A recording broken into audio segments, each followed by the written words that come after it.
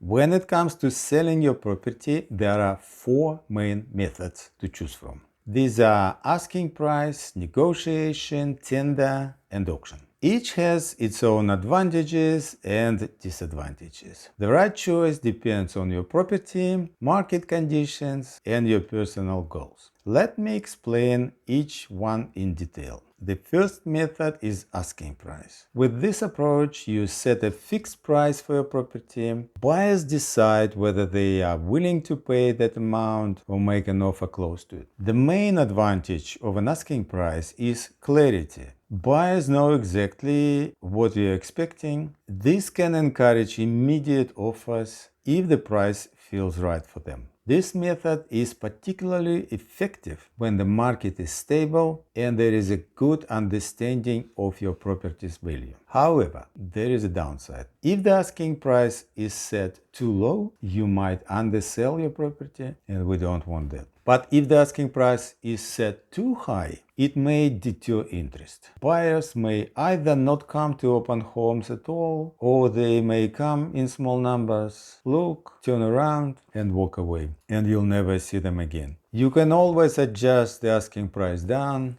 but usually you do not get back those first few buyers, and they are often the best buyers. Buyers coming in later are not the same, and they tend to offer lower prices. The second method is negotiation. In this case, you list your property without a set price. Buyers make offers and you negotiate to find an agreement that works for both parties. The benefit of negotiation is flexibility. This selling option can be especially helpful if your property has unique features that are hard to price. The disadvantage of this method is that buyers often find the lack of a clear price indication frustrating. This usually leads to few inquiries and ultimately an inferior price. Next, we have the tender process. With this method, buyers submit their best offers in writing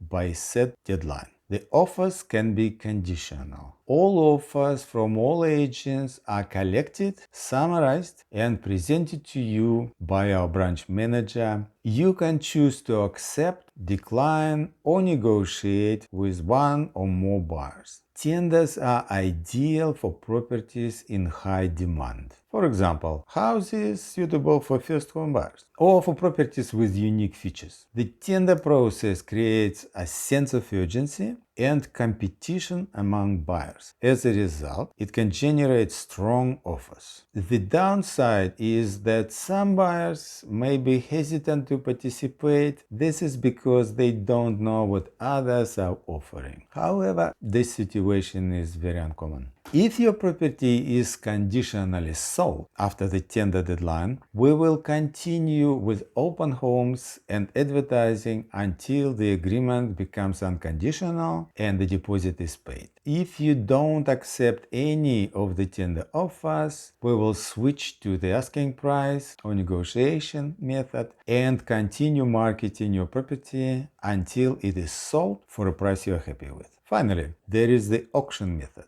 This is a public sale where buyers bid against each other. The property is sold to the highest bidder, provided the reserve price is met. Auctions are typically conducted on a set date, either on site or in a dedicated auction room. The biggest advantage of an auction is it creates urgency and competition.